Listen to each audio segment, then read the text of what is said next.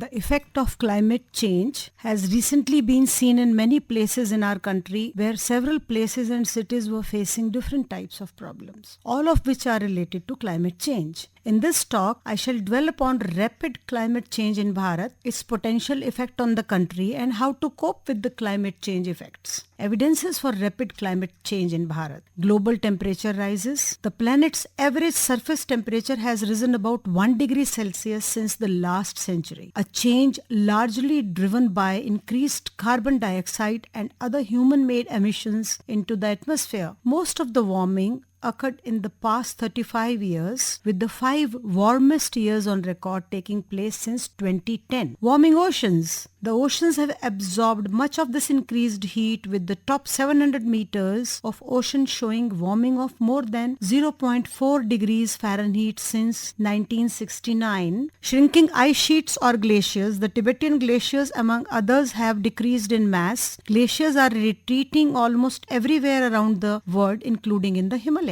Decreased snow cover. Satellite observations reveal that amount of spring snow cover in the northern hemisphere has decreased over the past 5 decades, and that the snow is melting earlier and faster. Sea level rise. Global sea level rose about 8 inches in the last century. The rate in the last 2 decades, however, is nearly double that of the last century and is accelerating more and more every year. Declining Arctic sea ice. Both the extent and thickness of Arctic sea ice has declined rapidly over the last several decades. Extreme events. The number of record high temperature events in Bharat have increased, while the number of low temperature events have been decreasing since 1950. Ocean acidification. It's a major issue related to the acidity of surface ocean waters that has increased about 30%.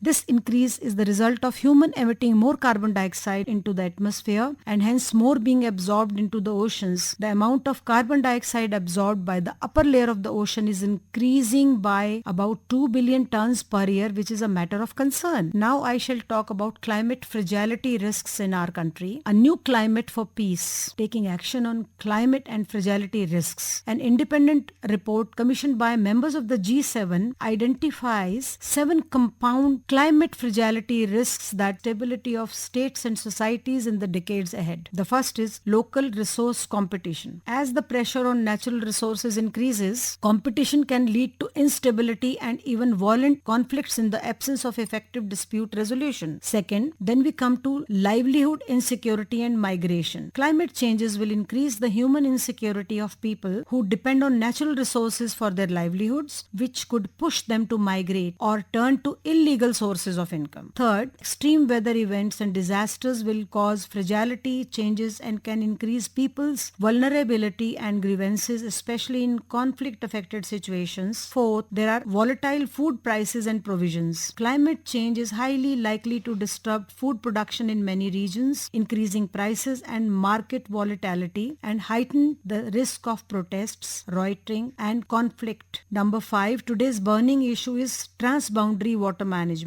Transboundary waters are frequently a source of tension. As demand grows and climate impacts after availability and quality, competition over water use will likely increase the pressure on existing governance structures. Number 6, there is also sea level rise and coastal degradation. Rising sea levels will threaten the viability of low-lying areas even before they are submerged, leading to social disruptions, displacement, and migration. While disagreements over maritime boundaries and ocean resources may increase. And lastly, unintended effects of climate policies. As climate adaptation and mitigation policies are more broadly implemented, the risk of unintended negative effects, particularly in fragile contexts, will also increase. Best way to diminish the threat posed by these climate fragility risks is to mitigate climate change. However, changes to the climate already underway, so we must take steps to manage and minimize these risks today. To break down the sectoral barriers that hamper efforts to address climate fragility risks, we need to address key policy and institutional gaps in 3 areas. namely, number one, climate change adaptations. These programs help countries anticipate the adverse effect of climate change and take action to prevent, minimize, and respond to their potential impacts. Number two, development and humanitarian aid programs help states and populations build their economic, governance, and social capacities and improve their resilience to shocks. Number three, peace building and conflict prevention programs address the cause and effects of fragility and conflict by reducing tensions and creating an environment for sustainable peace. The question is, why is climate change relevant to our country? Bharat has one of the highest densities of economic activity in the world and very large number of poor people who rely on natural resources based for their livelihoods with a higher dependence on rainfall. By year 2030, pressure on our country's water, air, soil and forest is expected to become highest in the world. One of the most significant ways that climate change will impact the lives of people in Bharat will be through its water resources. While water sustains life, it all too often wreaks havoc through devastating floods and droughts. A changing climate will only aggravate these shocks. Now I'll elaborate on potential effects of climate changes in our country in general and Uttarakhand in particular. Number one is extreme heat. As we all saw, last year was an extremely hot year. India is already experiencing a warming climate. Unusual and unprecedented spells of hot weather are expected to occur far more frequently and cover much larger areas. Under 4 degrees centigrade warming, the west coast and southern India are projected to shift to new high temperature climate regimes with significant impact on agriculture. Number two, changing rainfall patterns. A decline in monsoon rainfall since the 1950s has already been observed. A 2-degree rise in the world's average temperatures will make our country's summer monsoon highly unpredictable. At 4 degrees centigrade warming, an extremely wet monsoon that currently has a chance of occurring only once in 100 years is projected to occur every decade. By the end of the century, dry years are also expected to be drier and wet years wetter. Droughts. Evidences indicate that part of South Asia have become drier since 1970s with an increase in the number of droughts. Droughts have major consequences in 1987, 2002 and 2003. Droughts affected more than half of India's crop area and led to a huge fall in crop production. Droughts are expected to be more frequent in some areas, especially in northwestern part of the country, Jharkhand, Orissa and Chhattisgarh. Crop yields are expected to fall significantly because of extreme heat by the 2040s. Even without climate change, 15% of country's groundwater resources are overexploited. Falling water tables can be expected to reduce further on account of increasing demand for water from growing population, more affluent lifestyles as well as from the services sector and industry. Glacier melt. Most Himalayan glaciers have been retreating over the past century. At 2.5 degrees Celsius warming, melting glaciers and the loss of snow cover over the Himalayas are expected to threaten the stability and reliability of northern part of the country, primarily glacier-fed rivers. Alteration in the flows of Indus, Ganges and Brahmaputra river could significantly impact irrigation, affecting the amount of food that can be produced in the basins as well as the livelihoods of millions of people. Now, sea level rise. With India close to the equator, the subcontinent could see much higher rises in sea levels than higher latitudes. Sea level rise and storm surges would lead to saltwater intrusion in the coastal areas, impacting agriculture, degrading groundwater quality, contaminating drinking water, and possibly causing a rise in diarrhea cases and cholera outbreaks. As the cholera bacterium survives longer in saline water, Kolkata and Mumbai, both densely populated cities, are particularly under the threat of sea level rise, tropical cyclones, and riverine flooding. Apart from this, food and energy security are also major issues. Water scarcity, health hazards among the masses, and migration and political conflicts are expected to grow. Now I'll elaborate few points in Uttarakhand. Uttarakhand has faced numerous climate change related disasters in the past 10 years, including flash floods, landslides, forest fires, glacial melts. They are caused by rising temperatures and erratic rainfall patterns. These disasters have significantly impacted the state's infrastructure, livelihoods, ecosystems, and the lives of natives as well as pilgrims coming to the Char Dham Yatra. Here is a more detailed look at some of the major incidents. Flash floods and landslides. Uttarakhand is particularly vulnerable to flash floods and landslides and impact of climate change on precipitation patterns. The 2013 Kedarnath floods, a devastating event resulting in significant loss of life and infrastructure. Subsequent flash floods, including those in 2021, have continued to cause damage. Forest fires. Uttarakhand has experienced widespread forest fires, particularly during the dry drier months linked to prolonged heat wave and dry spells. The forest fires which happen almost every year cause significant ecological damage and air quality problems. Glacial melt and avalanches. Rising temperatures are causing glaciers to melt faster, leading to increased risk of avalanches and flash floods. The Chamoli disaster in 2021, triggered by a rock and ice avalanche, highlighted the vulnerability of the region. Joshimath subsidence. In 2023, Joshimath experienced significant land subsidence, with houses and roads developing cracks, raising concerns about the stability of the area due to climate change impacts. Cropland loss. Climate Trends reported that Uttarakhand has lost a significant portion of its cropland due to climate change, leading to reduced agriculture output. So what is our country's response to climate change? National Action Plan on Climate Change. We have a policy in the place, outlines existing and future policies and programs addressing climate mitigation and adaptation. The action plan identifies 8 core national missions running through 2017, that is solar energy, enhanced energy efficiency, sustainable habitat, water, sustaining the Himalayan ecosystem, Green Bharat, sustainable agriculture, and strategic knowledge for climate change. Most of these missions have strong adaptation imperatives. National Clean Energy Fund. The Government of India created the National Clean Energy Fund in 2010 for financing and promoting clean energy initiatives and funding research in the areas of clean energy in the country. Paris Agreement. Under the Paris Agreement, Bharat has made 3 commitments. Greenhouse gas emission intensity of its GDP will be reduced by 33 to 35% below 2005 levels by 2030. Alongside, 40% of India's power capacity would be based on non-fossil fuel resources. At the same time, we will create an additional carbon sink of 2.5 to 3 billion tons of carbon dioxide equivalent through additional forest and tree cover by 2030. International Solar Alliances. ISA was launched at the United Nations Climate Change Conference in Paris on 30th of November 2015 by India and France, in the presence of Mr. Ban Ki-moon, former Secretary General of the United States. All these efforts need to be implemented well to mitigate the effects of climate change. How can we cope up with climate change in our country and its effect? An adaptation approach is the way to go. For this, a big push must be given to the interlinking of rivers and the use of GM crops. Climate action has globally been mitigation-centric. Most of the programs, such as push for renewable energy and electric vehicles, are aimed at slowing down future global warming. Mitigation is more important to developed countries, but for countries like ours, the focus should be on adaptation, or measures are taken to cope with the inevitable effects of climate change that has already happened, such as nasty storms, floods and droughts. Adaptation is like protecting yourself against a punch that will land. India has also been mitigation-centric. It is time to bring focus on adaptation, and for adaptation, the time has come for 2 major steps. First is to give a big push to a 150-year-old idea of linking the rivers, and second is genetically modified